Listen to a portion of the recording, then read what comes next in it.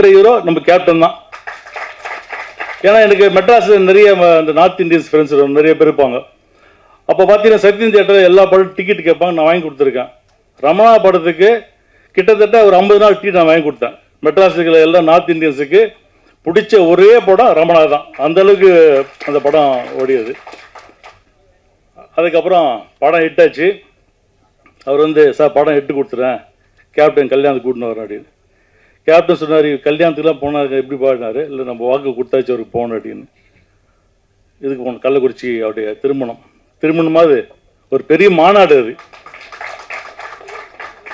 அந்த கள்ளக்குறிச்சியில் அவ்வளோ பெரிய மாநாடு. அப்போ கேப்டன் வந்து அவ்வளோ கூட்டம், ரசிகர் அவ்வளோ கூட்டம் அந்த இடத்துல. அப்போ வெளியே நம்முடைய கேப்டனுடைய ரசிக மன்ற சார்பில் ஒரு வெளியே ஒரு ஸ்டேஜ் போட்டிருந்தாங்க. அங்கே போய் சும்மா பேசினார், அரசியல் பேசினார். அங்கே தான் ஆரம்பித்தது தேசிய முற்போக்கு திராவிட கழகம்.